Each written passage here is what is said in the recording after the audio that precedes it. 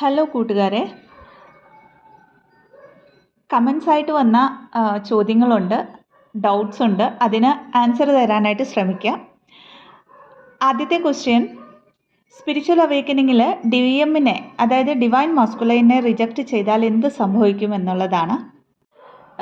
ഒരു true twin flame journey എന്ന് പറയുന്നത് തന്നെ DMും DFും ഡിവൈനും ഇൻക്ലൂഡ് ആയിട്ടുള്ള ഒരു ജേർണിയാണ്. ഡിവൈൻലി ഗൈഡഡ് ആയിട്ടുള്ള നമ്മളുടെ തന്നെ സോളിൻ്റെ പാർട്ടായിട്ട് ഇനിയൊരു ബോഡിയിൽ ഇൻകാർണേറ്റ് ചെയ്യപ്പെട്ടിട്ടുള്ള നമ്മുടെ DM എന്ന് വിളിക്കുക, അല്ലെങ്കിൽ DFO നമ്മുടെ കൗണ്ടർ പാർട്ടും ഇൻക്ലൂഡ് ചെയ്യപ്പെട്ടിട്ടുള്ള ഒരു ജേർണിയാണ്. അപ്പോൾ ഇവിടെ നമ്മൾ മൈൻഡ് ഓറിയൻറ്റഡ് ആയിട്ട് റിജക്റ്റ് ചെയ്യുന്നു. ഇൻ ദ സെൻസ് നമുക്കൊരിക്കലും അവരുടെ ഓർമ്മകളിൽ നിന്നും അല്ലെങ്കിൽ ആ ഒരു എനർജറ്റിക്കൽ കോഡ്സിനെ നമുക്ക് ഒരിക്കലും സെപ്പറേറ്റ് ചെയ്യാൻ പറ്റില്ല. അപ്പോൾ ഓൺലി 3Dയിലായിരിക്കും നമ്മൾ ഈ റിജക്ഷൻ എന്ന് പറയുന്നത് ചെയ്യുന്നത്, അല്ലേ? അപ്പോൾ ഒരു ഈഗോ ബേസ്ഡ് എനർജിയിലാണ് നമ്മൾ റിജക്റ്റ് ചെയ്യുന്നതെങ്കിൽ, അതായത് ഫെമിനൈൻ എനർജി ഒന്ന് നന്നായിട്ട് ബാലൻസ്ഡ് ആയി കഴിഞ്ഞ് ഒരു ഹയർ വൈബ്രേഷനിലേക്ക് വന്നു കഴിയുമ്പോൾ ഒരു പക്ഷേ അവരുടെ കൗണ്ടർ പാർട്ടിൻ്റെ ഒരു അവേക്കനിങ് പ്രോസസ്സിലാണെങ്കിൽ ആ സമയത്ത് ഫെമിനൈൻ എനർജി തൻ്റെ സോൾ പർപ്പസിൽ ശ്രദ്ധിച്ചുകൊണ്ട് അവിടെ ഒട്ടുമേ ഈഗോ കാണില്ല, ഒരു അൺകണ്ടീഷണൽ ലവിൻ്റെ കൂടെ അവരുടെ DMനെ റിജക്റ്റ് ചെയ്യാറുണ്ട്. ഇത് ആ ഒരു പ്രോസസ്സ്, അതായത് ആ ഒരു ട്വിൻ ഫ്ലെയിം ജേർണീൻ്റെ പ്രോസസ്സിൽ ഡിവൈനായിട്ട് എടുപ്പിക്കുന്ന ഒരു സ്റ്റെപ്പാണ്. അതല്ലാണ്ട് നമ്മൾ ഒരു ഈഗോ ബേസ്ഡ് എനർജിയിൽ റിജക്റ്റ് ചെയ്യുകയാണെങ്കിൽ എഗെയിൻ നമ്മൾ സെയിം ലൂപ്പിലായിരിക്കും. നമ്മുടെ ഈഗോ ഷാറ്റർ ആയില്ല എന്നുള്ള രീതിയിൽ പിന്നെ അവിടെ പ്രോബബ്ലി നമുക്ക് ഡിവൈനായിട്ട് dark night of the soul തരും.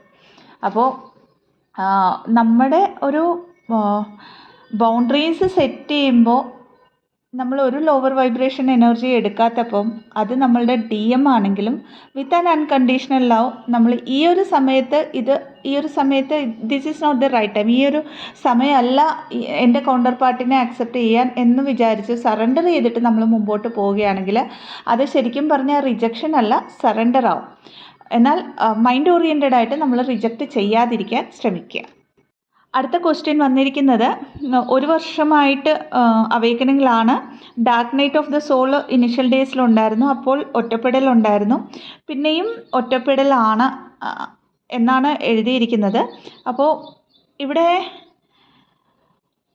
പറയാനുള്ളത്, നമ്മൾ സ്പിരിച്വൽ അവേക്കനിങ്ങിലേക്ക് വരുമ്പോൾ ആദ്യം ഐസൊലേഷൻ പീരീഡ് നമുക്ക് തരും. എന്തുകൊണ്ടാണെന്ന് പറഞ്ഞാൽ സ്പിരിച്വൽ അവേക്കനിങ് എന്ന് പറയുന്നത് നമ്മളുടെ ഒരു ഇന്നർ സെൽഫിലേക്ക് കണക്ട് ചെയ്യാനായിട്ട് ഉള്ള ഒരു പ്രോസസ്സാണ്. അപ്പോൾ ഇവിടെ എക്സ്റ്റേണൽ ഫാക്ടേഴ്സ് ഒന്നും നമ്മളെ ഇമ്പാക്റ്റ് ആക്കാതെ, അതായത് നമ്മുടെ ചുറ്റുമുള്ള ആൾക്കാരായിരിക്കാം, നമ്മൾ ജോലി ചെയ്യുന്ന ആ ഒരു ജോലി സ്ഥലത്തെ ആൾക്കാർ അല്ലെങ്കിൽ സാഹചര്യങ്ങളൊന്നും നമ്മളെ ഇമ്പാക്റ്റ് ആക്കാതെ അവരുടെയൊക്കെ കൂടെ നിൽക്കുകയാണെങ്കിൽ പോലും അവരിൽ നിന്നൊക്കെ ഞാൻ വേറെയാണ്, എന്നെ ആരും മനസ്സിലാക്കുന്നില്ല എന്നുള്ള ഒരു മൈൻഡ് സെറ്റിലേക്ക് ഡിവൈനായിട്ട് ഇവിടെ കൊണ്ടുവന്നിട്ട് നമ്മളെ ആ ഒരു ഒറ്റപ്പെടലിലൂടെ നമ്മളുടെ ഇന്നർ സെൽഫിലേക്ക് കണക്ട് ചെയ്ത് നമ്മളുടെ സോളിറ്റ്യൂഡിൽ കൊണ്ടുവരാനായിട്ടാണ് ഡിവൈൻ ഇവിടെ പഠിപ്പിക്കുന്നത്. സോളിറ്റ്യൂഡ് എന്ന് പറഞ്ഞാൽ ആ സെൽഫ് ലവിൽ വന്നുകൊണ്ട് നമ്മളുടെ കമ്പനിയെ നമ്മൾ എൻജോയ് ചെയ്യുക.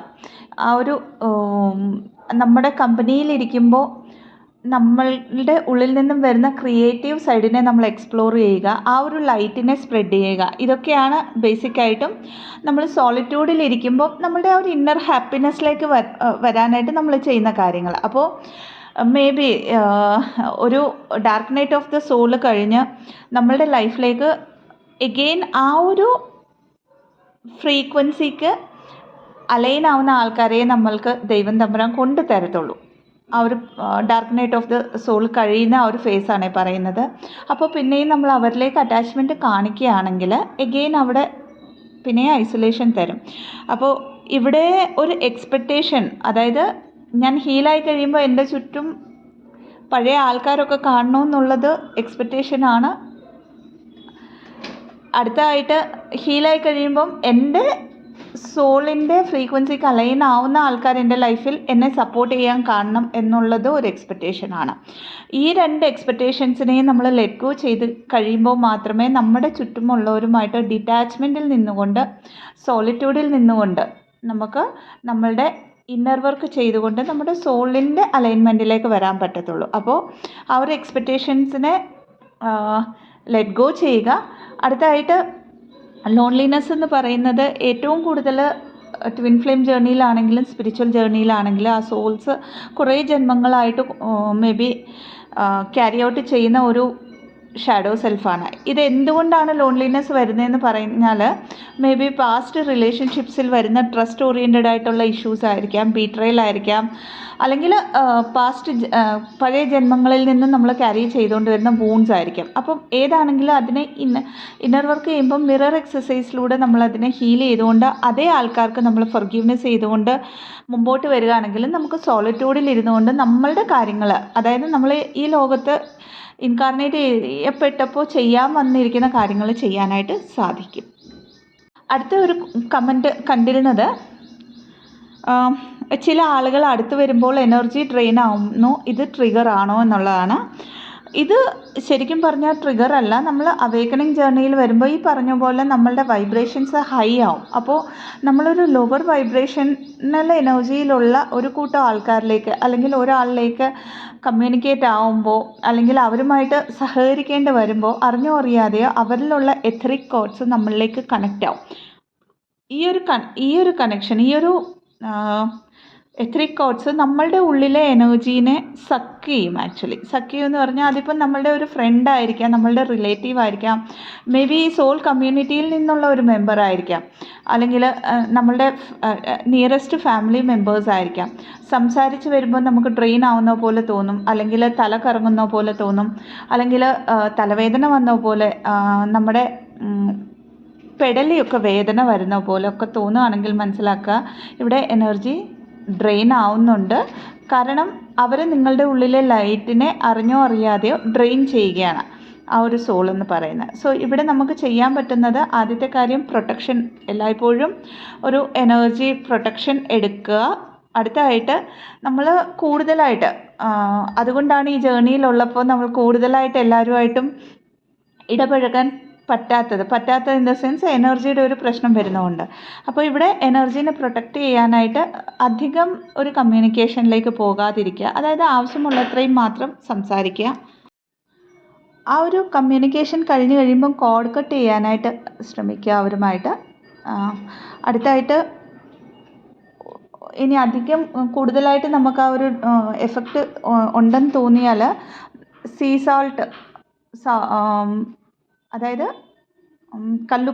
കല്ലുപ്പിൻ്റെ വെള്ളത്തിൽ കുളിക്കുക, പിന്നെ ഗ്രൗണ്ടിങ് ചെയ്യുക. ഇതൊക്കെയാണ് നമുക്ക് ചെയ്യാൻ പറ്റുന്നത്. നമ്മൾ ഇന്നർ വർക്ക് ചെയ്യുമ്പോൾ എനർജീനെ എത്രത്തോളം ഗെയിൻ ചെയ്യുന്നോ അത്രത്തോളം ആ എനർജീനെ പ്രൊട്ടക്റ്റ് ചെയ്യുക എന്നുള്ളതും നമ്മളുടെ ഒരു ടാസ്ക്കാണ് ഈ ഒരു ജേർണിയിൽ. അടുത്തായിട്ട് TF അവേക്കനിങ്ങിൽ വരുന്ന ആങ്സൈറ്റി ഇഷ്യൂസിന് ട്രീറ്റ്മെൻറ്റ് എടുക്കണോ എന്നാണ് ചോദ്യം കണ്ടിരുന്നത്. ട്വിൻ ഫ്ലെയിം അവേക്കനിങ് അല്ലെങ്കിൽ ഏതൊരു സ്പിരിച്വൽ അവേക്കനിങ്ങിൽ വരുമ്പോഴും നമുക്ക് ഡിപ്രഷനും ആങ്സൈറ്റി ഇഷ്യൂസും കോമൺ ആണ് ഇനിഷ്യൽ സ്റ്റേജസിൽ.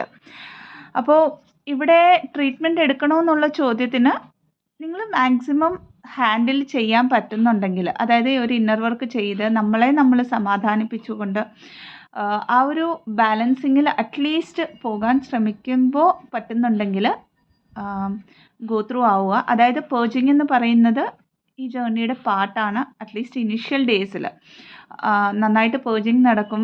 ലൈഫിലെടുത്ത പല ഡിസിഷൻസും തെറ്റാണെന്നുള്ള ഒരു അനലൈസേഷനിലൊക്കെ വരും. പക്ഷേ പിന്നീട് ഇങ്ങോട്ട് വരുമ്പോൾ നമുക്ക് മനസ്സിലാകും ആ ഒരു ഡിസിഷൻസ് അന്ന് അത് ശരിയായിരുന്നു എന്നുള്ള ഒരു അക്സെപ്റ്റൻസിലേക്ക് നമ്മൾ വരണം. സോ അതാണ്, ആ ഡിസിഷൻസാണ് നമ്മളെ ഇന്ന് ഇവിടെ വരെ എത്തിച്ചതെന്നുള്ള ഒരു അക്സെപ്റ്റൻസിലേക്ക് നമ്മൾ വരും. പക്ഷേ ഏറ്റവും കൂടുതൽ നമ്മളെ ബോദർ ചെയ്യുന്ന കുറേ കാര്യങ്ങൾ കാണും പാസ്റ്റിലേക്ക് നോക്കിയിട്ട്.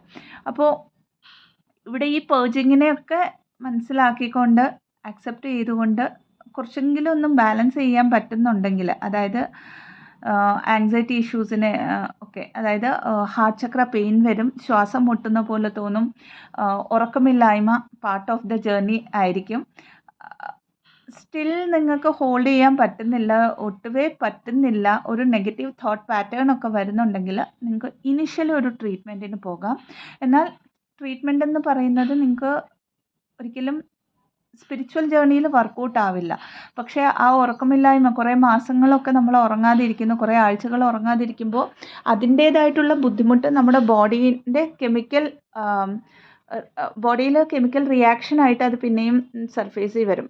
അപ്പോൾ ഹെൽത്ത് ഇഷ്യൂസും കോമൺ ആയിട്ട് വരും. അപ്പോൾ അങ്ങനെയുള്ള ഒരു സാഹചര്യം, അത്രയും എക്സ്ട്രീം ലെവലിലാണ് നമുക്ക് ആങ്സൈറ്റി ഇഷ്യൂസ് എങ്കിൽ ആ ഒരു സമയത്ത് ഇൻസ്റ്റൻ്റായിട്ട് കുറച്ച് നാളത്തേക്ക് മെഡിക്കേഷൻ ഉപയോഗിക്കാവുന്നതാണ്. പക്ഷേ ഇതൊരു സൊല്യൂഷനേ അല്ല നമുക്ക് സ്പിരിച്വൽ ജേർണിയിൽ.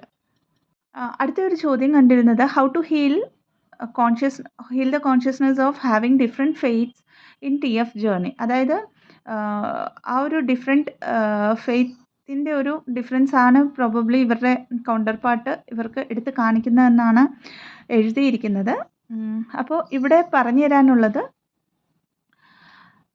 നമ്മുടെ സബ് കോൺഷ്യസ് മൈൻഡിൽ കിടക്കുന്ന ബ്ലോക്കേജസ് ആണ് നമ്മുടെ മിറർ സോളായ ട്വിൻ ഫ്ലെയിം, നമ്മളുടെ കൗണ്ടർ പാർട്ട് അല്ലെങ്കിൽ നമ്മുടെ ഡിവൈൻ മാസ്കുലൈൻ, ഡിവൈൻ ഫെമിനൈൻ ഒക്കെ എടുത്ത് കാണിക്കുന്നത് അല്ലേ, ടു ഹീൽ ദാറ്റ് പാർട്ട്. അപ്പോൾ അവരിൽ ആ ഒരു പ്രോബ്ലം വിസിബിലിറ്റിയിൽ കോൺഷ്യസ്നെസ്സിലുണ്ടെങ്കിൽ നിങ്ങളുടെ സബ് കോൺഷ്യസ് മൈൻഡിൽ അത് കിടപ്പുണ്ട്. അപ്പോൾ ആ സബ് കോൺഷ്യസ് മൈൻഡിൽ ആ ഫെയ്ത്ത് റിലേറ്റഡ് ആയിട്ടുള്ള എന്ത് ബ്ലോക്കേജാണ്, ലിമിറ്റഡ് ബിലീഫാണ് നിങ്ങളിൽ ഇൻസ്റ്റിൽ ആയിട്ടുള്ളത്. അത് ചിലപ്പം കുഞ്ഞിലെ ആരെങ്കിലും പറഞ്ഞു തന്ന ഒരു ചെറിയൊരു കാര്യമായിരിക്കാം, അല്ലെങ്കിൽ നമ്മളൊക്കെ വിശ്വസിക്കുന്ന ആ ഒരു റിലീജിയസ് ആയിട്ടുള്ള പ്രാക്ടീസുകളിൽ അറിഞ്ഞോ അറിയാതെയോ നമ്മളിലേക്ക് എടുത്ത് വെച്ചിട്ടുള്ള അല്ലെങ്കിൽ നമ്മളത് ഗ്രാസ്പ് ചെയ്തിട്ടുള്ള, സ്പോഞ്ച് പോലെ ഗ്രാസ്പ് ചെയ്തിട്ടുള്ള മറ്റുള്ളവരുടെ ഐഡിയോളജി ഒക്കെ ആയിരിക്കാം. ഇതാണ് കണ്ടീഷനിങ് എന്ന് നമ്മൾ പറയുന്നത്. സോ അങ്ങനെ എന്ത് ബിലീഫ് സിസ്റ്റമാണ് നമ്മുടെ സബ് കോൺഷ്യസ് മൈൻഡിൽ കിടക്കുന്നതെന്ന് മനസ്സിലാക്കാനായിട്ട് ശ്രമിക്കുക. ആൻഡ് ഇവിടെ ഈ ഒരു ബിലീഫ് സിസ്റ്റം ഇനി നിങ്ങൾക്ക് മനസ്സിലാവുന്നില്ല നിങ്ങളുടെ ഉള്ളിൽ എന്താണെന്നുള്ളത് എന്നുണ്ടെങ്കിൽ കുഴപ്പമില്ല. അതിൻ്റെ എഗൻസ്റ്റ് ആയിട്ട്, അതായത് നിങ്ങളുടെ ട്വിൻ ഫ്ലെയിം പറയുന്ന ആ ഒരു കാര്യം, അതായത് നമ്മൾ ഡിഫറെൻറ്റ് റിലീജിയനാണ്, നമുക്ക് ഒരുമിച്ച് പോകാൻ പറ്റില്ല എന്നുള്ള ഒരു കോൺസെപ്റ്റിനെ അവർ പറയുമ്പോൾ അതിൻ്റെ ഉപരിയായിട്ട് നമ്മൾ എന്താണ് ഒരു സോൾ ലെവലിൽ ആലോചിക്കുക. അപ്പോൾ അതിൻ്റെ റിലേറ്റഡ് ആയിട്ടുള്ള സിമ്പിൾ അഫർമേഷൻസ് ക്രിയേറ്റ് ചെയ്തിട്ട് അതെവിടെയെങ്കിലും ഭിത്തിയിലൊക്കെ നമുക്ക് ഒട്ടിച്ച് വെക്കാവുന്നതാണ്, എപ്പോഴും കാണുന്ന പോലെ. കാരണം ആ വിഷ്വലൈസേഷൻ എന്ന് പറയുന്നത് നമ്മുടെ സബ് കോൺഷ്യസ് മൈൻഡിനെ ഹീൽ ചെയ്യും. ആൻഡ് ഒരു ദിവസത്തിൽ ഒരു 4-5 പ്രാവശ്യമെങ്കിലും ഒരു 2-3 മിനിറ്റ് എടുത്തിട്ട് അഫർമേഷൻസ് പറയാനായിട്ട് ശ്രമിക്കുക. അതായത് നമ്മൾ വളരെ ടെൻഷനിൽ അടുത്ത ജോലിയൊക്കെ നമുക്ക് 3Dയിൽ റെഡിയാണ്, അതായത് ഇത് കഴിഞ്ഞ ഉടനെ ഞാൻ അത് ചെയ്യണമെന്നുള്ള ഒരു മൈൻഡ് സെറ്റോടെ അല്ലായിരിക്കണം. ജസ്റ്റ് ഒരു 5 മിനിറ്റ് ഇരുന്ന് deep breath in breath out എടുത്തിട്ട് അഫർമേഷൻസിനെ റിപ്പീറ്റ് ചെയ്യാനായിട്ട് ശ്രമിക്കുക. ആൻഡ് ഉറങ്ങുന്നതിന് മുമ്പും രാവിലെ എഴുന്നേൽക്കുമ്പോഴും ഈ ഒരു അഫർമേഷൻസ് തന്നെ നമ്മൾ റിപ്പീറ്റഡ്ലി പറയുമ്പോൾ നമ്മുടെ സബ് കോൺഷ്യസ് മൈൻഡിൽ ഒരു പക്ഷേ ആ ഒരു ലിമിറ്റഡ് ബിലീഫ് സിസ്റ്റം കിടപ്പുണ്ടെങ്കിൽ പോലും അത് സർഫേസിൽ വരും, അല്ലെങ്കിൽ അത് അങ്ങനെ തന്നെ നമുക്ക് ഹീൽ ചെയ്തെടുക്കാവുന്നതാണ്. അടുത്തതായിട്ട് അബാൻമെൻറ്റ് ഇഷ്യൂസിനെ എങ്ങനെ ഹീൽ ചെയ്യാം എന്നുള്ളൊരു ക്വസ്റ്റ്യൻ കണ്ടിരുന്നു. ഇതിനെക്കുറിച്ച് സെപ്പറേറ്റ് ആയിട്ട് വീഡിയോ ഇട്ടിട്ടുണ്ട്. എന്നാൽ പോലും ഈ ജേർണിയിൽ ഏറ്റവും കൂടുതൽ നമ്മളെ ഇമ്പാക്റ്റ് ചെയ്യുന്നത് അബാൻമെൻറ്റ് ഇഷ്യൂസാണ്. കാരണം എല്ലാവർക്കും അറിയാവുന്ന പോലെ ഒരു സോൾ ജേർണി ആയതുകൊണ്ട് തന്നെ ഏറ്റവും കൂടുതൽ നമ്മൾ പല സഫറിങ്സിലൂടെയും കടന്നു പോകും. അപ്പോൾ ഇവിടെ ഒരു വിക്ടിം മെൻറ്റാലിറ്റിയാണ് നമുക്കുള്ളതെങ്കിൽ, ഞാൻ ഇത്ര സഫറായി ഈ ആൾ കാരണമെന്ന് പറഞ്ഞ് നമ്മൾ സ്റ്റിൽ ആ ഒരു വിക്ടിം മെൻറ്റാലിറ്റി ഈവൻ നമ്മുടെ ട്വിൻ ഫ്ലെയിമിൻ്റെ മുകളിൽ പോലും ഹോൾഡ് ചെയ്യുന്നുണ്ടെങ്കിൽ ദാറ്റ് മീൻസ് നിങ്ങളൊരു ലോവർ വൈബ്രേഷണൽ എനർജിയിലാണ്. അപ്പോൾ അബാൻമെൻറ്റ് ഇഷ്യൂസിൽ പ്രോബബ്ലി നമ്മളുടെ ഒരു ഫാദർ വൂണ്ട് കാണും. അതായത് നമ്മുടെ ലൈഫിൽ ചുറ്റുമുള്ളവരൊന്നും നമ്മളെ സപ്പോർട്ട് ചെയ്തിട്ടില്ല എന്നുള്ള ഒരു കോൺസെപ്റ്റ് ആയിരിക്കാം, ഒരു വൂണ്ടായിരിക്കാം ആദ്യം നമ്മളിൽ കാണുന്നത്. അതിനെയൊക്കെയും എങ്ങനെയാണ് ഹീൽ ചെയ്യേണ്ടതെന്ന് പറഞ്ഞാൽ എഗെയിൻ ഹാർട്ട് ചക്രയിൽ കോൺസെൻട്രേറ്റ് ചെയ്തുകൊണ്ട് ആ ഒരു ആൾക്കാർക്ക് ഫൊർഗീവ്നെസ് കൊടുത്തുകൊണ്ട് അതേസമയം തന്നെ നമ്മുടെ ലോവർ സെൽഫ് അവിടെയൊക്കെയും ഇൻകംപ്ലീറ്റ്നെസ് ഫീലായി നമ്മളെ അക്സെപ്റ്റ് ചെയ്യാൻ ഇഷ്ടമില്ലാത്ത ആ പാർട്സിനെയൊക്കെ നമ്മൾ ഹീൽ ചെയ്തുകൊണ്ട്, അതായത് രണ്ടും കമ്പൈൻഡ് ആയിട്ടാണ് പറയുന്നത്, ഫൊർഗീവ്നെസ്സും സെൽഫ് ലവും. ഫൊർഗീവ്നെസ് മറ്റുള്ളവർക്ക്, നമ്മളെ അങ്ങനെ ട്രീറ്റ് ചെയ്തതിന് അതേസമയം നമ്മൾക്കും നമ്മൾ ഫൊർഗീവ്നെസ് കൊടുക്കുക, അവിടെ സ്റ്റാൻഡ് എടുക്കാത്തതിന് രണ്ട് തരത്തിലുള്ള ഫൊർഗീവ്നെസ്സായി. അതിൻ്റെ കൂടെ തന്നെ ഇന്നർ ചൈൽഡ് ഹീലിംഗ്. കാരണം നമ്മൾ ഫൊർഗീവ്നെസ് കൊടുത്തു. ഫോർ എക്സാമ്പിൾ, എൻ്റെ 25 ഇയേഴ്സിലുള്ള എൻ്റെ ലോവർ വേർഷന് വേണ്ടി ഞാൻ സ്റ്റാൻഡ് എടുത്തിട്ടില്ല എങ്കിൽ അവിടെ ആ ഓപ്പോസിറ്റിൽ നിൽക്കുന്ന ആൾക്കും എനിക്കും ഞാൻ ഫൊർഗീവ്നെസ് കൊടുത്തുകൊണ്ട് 25 ഇയേഴ്സിൽ ഞാൻ ഫേസ് ചെയ്ത ആ ഒരു കാര്യത്തെ ഞാൻ ഇൻ റിയാലിറ്റിയിൽ അക്സെപ്റ്റ് ചെയ്യുകയാണ്. യെസ്, ഞാൻ അതിലൂടെ കടന്നു പോയിട്ടുണ്ട്, അതിനെ ഞാൻ ഫുള്ളി അക്സെപ്റ്റ് ചെയ്യുന്നു. അപ്പോൾ ആ ഒരു 25 ഇയേഴ്സിലുള്ള എൻ്റെ വേർഷനെ ആ ഇൻകംപ്ലീറ്റ്നെസ്സിലല്ലാതെ അതെങ്ങനെയാണെങ്കിലും അതൊരു കംപ്ലീറ്റ്നെസ്സിലാണെന്ന് അക്സെപ്റ്റ് ചെയ്തുകൊണ്ട് അവിടെ സെൽഫ് ലവ്, അൺകണ്ടീഷണൽ ലവ് കൊടുത്തുകൊണ്ട് ആ ഒരു എൻ്റെ ലോവർ വേർഷനെ ഞാൻ ഹാർട്ട് ചക്രയിലേക്ക് മേർജ് ചെയ്യുകയാണ്. ഇങ്ങനെ എത്രയൊക്കെ ഉണ്ട്. നമുക്ക് ഏറ്റവും കൂടുതൽ കാണുന്നത് പ്രോബബ്ലി ഫാദർ വൂൺസ് കാണും, ബ്രദർ വൂണ്ട്. അതായത് നമ്മുടെ ചുറ്റുമുള്ള മസ്കുലൈൻ എനർജീസ് നമുക്ക് ഈവൻ ഒരു കാർമിക് പാർട്ട്ണറൊക്കെ ആയിട്ട് ഒരു മാരേജൊക്കെ ആയിട്ടുണ്ടെങ്കിൽ അവിടെ ശരിക്കും ഒരു സപ്പോർട്ടീവ് സിസ്റ്റം ഡിവൈനായിട്ട് തന്നിട്ടില്ല. കാരണം നമ്മൾ അതിലൂടെയൊക്കെ കടന്നു പോയിട്ട് ആ ഒരു കാർമിക് ക്ലിയറൻസ് നടത്തേണ്ടവരായതുകൊണ്ടാണ്. ബട്ട് സ്റ്റിൽ ടു നമ്മളതിനെ ഹോൾഡ് ചെയ്യുന്നുണ്ടെങ്കിൽ, നമ്മളവിടെ ഫൊർഗീവ്നെസ് കൊടുക്കാണ്ട് നമ്മുടെ ലോവർ വേർഷൻസിനെ നമ്മൾ ഹീൽ ചെയ്യാതിരിക്കുകയാണെങ്കിൽ നമ്മൾ സ്ട്രെയിറ്റ് അവേ അബാൻഡ്മെൻറ്റ് ഇഷ്യൂസിന് ഹീൽ ചെയ്തിട്ട് നമുക്ക് ടോട്ടലി അവിടെ ഹീൽ ആവുന്നില്ല. അപ്പോൾ ഈ ഒരു മെത്തേഡിൽ ഹീൽ ചെയ്തുകൊണ്ട് ഡേ ടു ഡേ ലൈഫിൽ കൊണ്ടുവരിക. അപ്പോൾ ഇങ്ങനെ ഹീൽ ചെയ്യുമ്പോൾ നമ്മൾ മറ്റുള്ളവർ തന്ന അബാൻഡ്മെൻറ്റ് ഇഷ്യൂസിനെ നമ്മൾ ഹീൽ ചെയ്യുന്നു, സെൽഫ് അബാൻഡ്മെൻറ്റ് ഇഷ്യൂസ് കാണും, അതിനെയും ഹീൽ ചെയ്യുന്നു. അറ്റ് ദ സെയിം ടൈം നമ്മുടെ ചുറ്റും ഉള്ളവർ തന്ന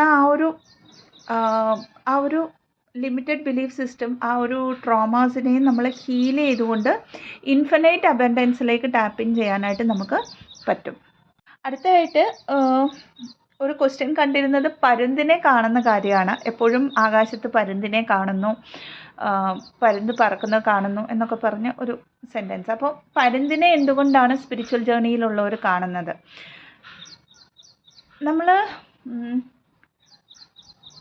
ഒരു പക്ഷേ സ്പിരിച്വൽ ആനിമൽസിനെ കുറിച്ചൊക്കെ നമ്മൾ കേട്ടിരിക്കുക. നിങ്ങളുടെ സ്പിരിച്വൽ ആനിമൽ അല്ലെങ്കിൽ നിങ്ങളുടെ സ്പിരിച്വൽ ബേർഡ് പരുന്താണെങ്കിൽ പരുന്തിനെ നിങ്ങൾക്ക് എപ്പോഴും, അതായത് നിങ്ങൾക്ക് ഓരോ ടാസ്ക് തരുമ്പോഴും, നിങ്ങൾ ഈ ഒരു സെൽഫ് ഡൗട്ടിൽ വരുമ്പോൾ, ഈ ഒരു ജേർണിയെക്കുറിച്ച് ഡൗട്ടിൽ വരുമ്പം, നിങ്ങളുടെ ലൈഫിൽ എന്തെങ്കിലും ഒരു ട്രാൻസ്ഫോർമേഷൻ നടക്കുമ്പോഴൊക്കെയും നിങ്ങൾക്ക് പരുന്തിനെ കാണാൻ പറ്റും. And of course twin flame ജേർണിയിലുള്ളവർക്ക് മാക്സിമം ആൾക്കാർക്ക് പരുന്തുമായിട്ടൊരു ബന്ധം അറിഞ്ഞോ അറിയാതെ അവർക്ക് കാണും. അതിൻ്റെ ഒരു റീസൺ എന്ന് പറഞ്ഞാൽ ഓഫ് കോഴ്സ് അതൊരു സ്പിരിച്വൽ ആനിമലാണ്. അതിൻ്റെ കൂടെ തന്നെ നിങ്ങളൊരു പരുന്തിൻ്റെ ഒരു ലൈഫ് എടുത്തു നോക്കിയാൽ അതൊരു സർട്ടൺ ലൈഫ് വരെയും ജീവിക്കുന്നത് ഒരു നോർമൽ ഇതായിട്ടാണ്.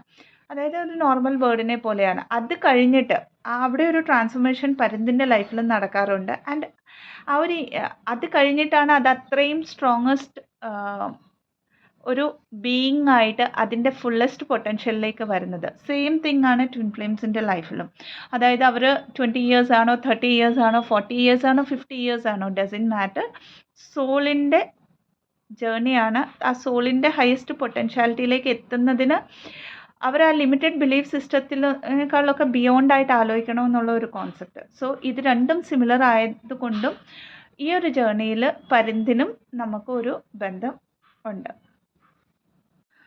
അടുത്തായിട്ട് കണ്ടത് ലൈഫ് പർപ്പസിനെ കുറിച്ചൊരു വീഡിയോ ചെയ്യാമോ എന്നാണ്. ഓൾറെഡി ലൈഫ് പർപ്പസിനെ കുറിച്ചും സോൾ പർപ്പസിനെ കുറിച്ചും എനിക്കൊന്ന് 2-3 വീഡിയോസ് ചെയ്തിട്ടുണ്ട്. അപ്പോൾ ഇവിടെ എന്നാലും ഒന്ന് എടുത്ത് പറയുകയാണ്. ലൈഫ് പർപ്പസ് എന്ന് പറഞ്ഞാൽ എന്താണ്? നിങ്ങളുടെ ഏർണിങ്ങിനായിട്ട്, നിങ്ങളുടെ ജീവിക്കാനായിട്ട് നിങ്ങൾ ഗ്യാദർ ചെയ്യേണ്ട ആ ഒരു മണി എന്ന് പറയുന്ന എനർജിയാണ്. അത് നിങ്ങളുടെ ഹാപ്പിനെസ് ആയിരിക്കണം ആ ലൈഫ് പർപ്പസ് എന്ന് പറയുന്നത്. എന്ന് പറഞ്ഞാൽ ജോലി എന്ന് പറയും, നമ്മൾ ബിസിനസ് എന്ന് പറയും. അതായത് നമ്മൾ ചെയ്യുന്ന കാര്യത്തിലൂടെ എവിടെയാണോ നമ്മൾ ഏൺ ചെയ്യുന്നത് അത് നമ്മുടെ ലൈഫ് പർപ്പസ് ആയിട്ട് വരും. അപ്പോൾ ഇവിടെ പലരും ചോദിക്കാറുണ്ട്, ഞാൻ പഠിച്ച സംഭവം ഇതാണ്, ഞാൻ ഇതിൽ തന്നെ കണ്ടിന്യൂ ആവത്തുള്ളൂ എന്ന് വിചാരിക്കുകയാണെങ്കിൽ, നമ്മളൊരു സ്പിരിച്വൽ അവേക്കനിങ്ങിൽ വന്നു കഴിഞ്ഞിട്ട് അത് നിങ്ങളുടെ ട്രൂത്തിന് എഗൻസ്റ്റ് ആണെങ്കിൽ, അത് നിങ്ങളുടെ പർപ്പസിന് എഗൻസ്റ്റ് ആണെങ്കിൽ, അതായത് ലൈഫ് പർപ്പസിൽ പോലും നമുക്ക് ഒരു മെറ്റീരിയലിസ്റ്റിക് ഗെയിനിനേക്കാളും പാറ്റേൺസിനെ ബ്രേക്ക് ചെയ്യാനുള്ള ഒരു ടാസ്ക് കൂടെ ഉണ്ട്. ഓക്കെ. അപ്പോൾ പാറ്റേൺസിനെ ബ്രേക്ക് ചെയ്യുക എന്ന് പറഞ്ഞാൽ, ഫോർ എക്സാമ്പിൾ പറഞ്ഞാൽ, നമ്മളിപ്പം പഠിച്ച കാര്യത്തെ ഇപ്പോൾ ഏതെങ്കിലും ഒരു കോഴ്സ് നമ്മളുടെ ഇഷ്ടമില്ലാഞ്ഞിട്ട് സൊസൈറ്റിയുടെ പ്രഷർ കൊണ്ടോ വീട്ടിലെ പ്രഷർ കൊണ്ടോ ഒക്കെ നമ്മൾ പഠിക്കുക, ഒരു 10-15 വർഷം അതിൽ തന്നെ വർക്ക് ചെയ്യും. വർക്ക് ചെയ്യുമ്പോഴും നമുക്കറിയാം ഈ ഒരു ജോലി എനിക്ക് ഹാപ്പിനെസ് തരുന്നില്ല. ഈവൻ ദോ എൻ്റെ ഒരു എക്സിസ്റ്റൻസിന് വേണ്ടി ഞാൻ ഈ ജോലി ചെയ്യുന്നു. പക്ഷേ ആ ഒരു 10 വർഷത്തെ അല്ലെങ്കിൽ 15 വർഷത്തെ എക്സ്പീരിയൻസ് ഒരു പ്രാവശ്യം നമ്മൾ ഈ ട്വിൻ ഫ്ലെയിം ജേർണിയിലേക്ക് വരുമ്പം മേ ബി ആ ഒരു ജോലി നമുക്ക് നഷ്ടപ്പെടാം പെട്ടെന്നൊരു ദിവസം, അല്ലെങ്കിൽ നമുക്കത് ചെയ്യാൻ പറ്റാതാവാം ഹെൽത്ത് ഇഷ്യൂസ് കൊണ്ടൊക്കെ. ദാറ്റ് മീൻസ് അവിടെ ഡിവൈനായിട്ട് അവിടെ ഒരു ബ്രേക്ക് കൊണ്ടുതരുന്നതാണ്. അത് കഴിഞ്ഞിട്ട് ആ ഒരു 10-15 വർഷത്തെ എക്സ്പീരിയൻസും കൊണ്ട് നമ്മൾ ഇനി ഒരു ഹയർ പർപ്പസിലേക്കായിരിക്കും ടാപ്പിൻ ചെയ്യുന്നത്. അതായത് നമ്മൾ ചെയ്ത ഒരു കാര്യവും ഈ ഒരു ജേർണിയിൽ വെറുതെ ആവുന്നില്ല. ഈവൻ അത് നമ്മൾ അവേക്കനിങ്ങിൽ വരുന്നതിന് മുമ്പ് പോലും നമ്മൾ ചെയ്യുന്നത് ഗൈഡഡ് ആയിട്ടുള്ള കാര്യമാണ്. പക്ഷേ അത് നമ്മുടെ ട്രൂത്ത് അല്ലാത്തപ്പം അതിനെ ഡിസ്ട്രോയ് ചെയ്യപ്പെടുകയും ഈ ജേർണിയിൽ പിന്നെ നമ്മളുടെ ട്രൂത്തിനെ നമ്മൾ കൺസ്ട്രക്ട് ചെയ്യുകയാണ് ചെയ്യുന്നത്.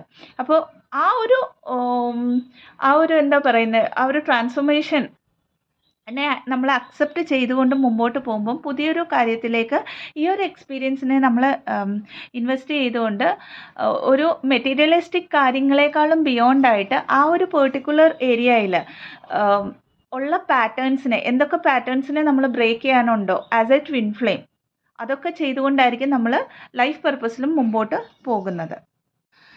അടുത്തതായിട്ടൊരു ക്വസ്റ്റ്യൻ കണ്ടിരുന്നത് EFT ടാപ്പിങ്ങിനെ കുറിച്ച് ഒന്ന് ഡീറ്റെയിൽ ആയിട്ട് വീഡിയോ ചെയ്യുമോ എന്നുള്ളതാണ്. ഈ ഒരു വീഡിയോ ഒത്തിരി ലെങ്തി ആയെന്ന് തോന്നുന്നു. ഇതിൽ തന്നെ ആ ഒരു ലാസ്റ്റ് ക്വസ്റ്റ്യനൂടെ ഞാൻ ആഡ് ചെയ്യുകയാണ്.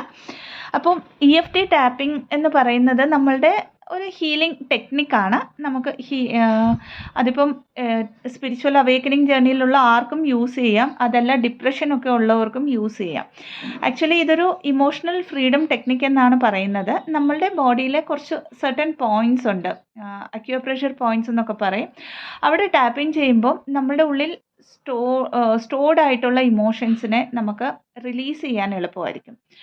ശരിക്കും പറഞ്ഞാൽ ഇമോഷണൽ ആ ഒരു ബാഗേജിനെ റിലീസ് ചെയ്യാനായിട്ട് ഹെൽപ്പ് ചെയ്യാനായിട്ട് ആ സർട്ടൻ പെർട്ടിക്കുലർ പോയിൻറ്റ്സിൽ നമ്മൾ ടാപ്പ് ചെയ്യുന്ന ഒരു പ്രോസസ്സിനെയാണ് EFT ടാപ്പിംഗ് എന്ന് പറയുന്നത്. അപ്പോൾ ഇതിൽ പോയിൻറ്റ്സ് എന്ന് പറയുന്നത് ഞാൻ എടുത്ത് പറയുകയാണ്. നമ്മുടെ ഐബ്രോസിൻ്റെ മുകളിലായിട്ട് വരും, കണ്ണുകളുടെ സൈഡിൽ അതൊരു പോയിൻ്റാണ്, പിന്നെ കണ്ണുകളുടെ താഴെയായിട്ടൊരു പോയിൻ്റ് വരും, മൂക്കിൻ്റെ താഴെയായിട്ടും മൂക്കിൻ്റെ പാലത്തിൻ്റെ താഴെയായിട്ട് ഒരു പോയിൻ്റ് വരും, ചിന്നിലൊരു പോയിൻ്റ് വരും, പിന്നെ വന്നിട്ട് നമ്മുടെ കോളർ ബോൺ ഒരു പോയിൻ്റാണ്, പിന്നെ കൈകളുടെയൊക്കെ താഴെ കക്ഷത്തിൻ്റെയൊക്കെ താഴെയായിട്ടൊരു പോയിൻ്റ് 2 സൈഡും, പിന്നെ നമ്മുടെ ഈ വ്രിസ്റ്റിനും ചെറുവിരലിനും ഇടയ്ക്കായിട്ടൊരു പോയിൻ്റ് വരും, പിന്നെ വന്നിട്ട് നമ്മുടെ ക്രൗൺ ചക്രയുടെ അടുത്തൊരു പോയിൻ്റ്. ഇത്രയും പോയിൻറ്റ്സ് ആണ്. പിന്നെ നമുക്ക് താഴെ, അതായത് റിപ്സിലും പലപ്പോഴും ഹെവി ആണെങ്കിൽ റിപ്സിലൊക്കെയും ഈ പോയിൻറ്റ്സ് ടാപ്പിംഗ് ചെയ്യാം. ആൻഡ് നമ്മുടെ ഹാർട്ട് ചക്രയിലും നമുക്ക് ടാപ്പിംഗ് ചെയ്യാം. അപ്പം നമ്മുടെ 2 വിരൽ, ചൂണ്ടുവിരലും അതിൻ്റെ അടുത്ത വിരലും കൊണ്ടാണ് നമ്മൾ ടാപ്പിംഗ് ചെയ്യുന്നത്. നമ്മൾ ഹെവി ഇമോഷണൽ പേർജിങ് ആണ് നടക്കുന്നത്, നമുക്ക് ബാലൻസ് ആവുന്നില്ല, ഭയങ്കരമായിട്ട് കരച്ചിലൊക്കെ വരുന്നു, പെയിൻ വരുന്നു എന്നൊക്കെ ഉള്ള ഒരു സമയത്ത് ആ സർഫേസിൽ വരുന്ന ഒരു ഇഷ്യൂവിന് വേണ്ടി നമുക്കിത് ടാപ്പിംഗ് ചെയ്യാവുന്നതാണ്.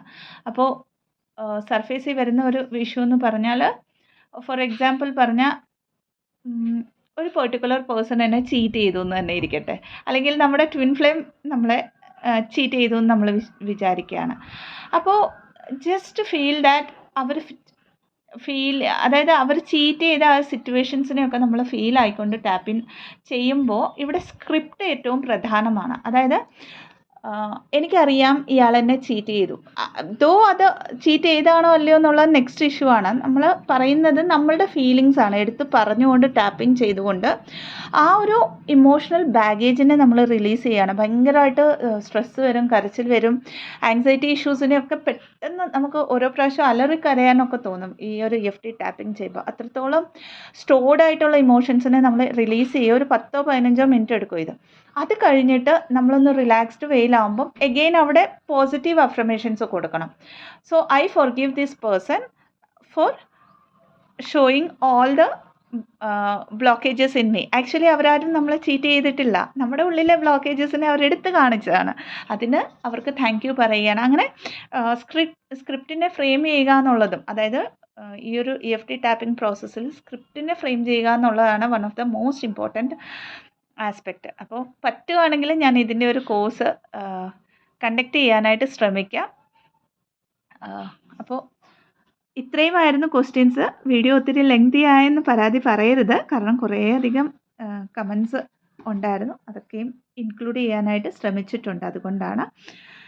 അപ്പോൾ ഇതല്ലാതെ ആകാശിക് ബുക്ക് റെക്കോർഡ്സിൻ്റെ ക്ലാസ്സസ് ഫസ്റ്റ് ലെവൽ നമുക്ക് ഈ മാസം 30-ാം തീയതി തൊട്ട് തുടങ്ങുന്നുണ്ട്. അതല്ലാണ്ട് ജൂലൈ 2 തൊട്ട് റേക്കി സെക്കൻഡ് ലെവലിൻ്റെ ക്ലാസ്സസും തുടങ്ങുന്നുണ്ട്. ഡീറ്റെയിൽസ് ഓൾറെഡി കമ്മ്യൂണിറ്റി പോസ്റ്റിൽ ഇട്ടിട്ടുണ്ട്. ആർക്കെങ്കിലും ഇൻട്രസ്റ്റ് ഉണ്ടെങ്കിൽ അവർക്ക് ഡിസ്ക്രിപ്ഷൻ ബോക്സിൽ കൊടുത്തിരിക്കുന്ന വാട്സപ്പ് നമ്പറിലേക്കും ബന്ധപ്പെടാവുന്നതാണ്.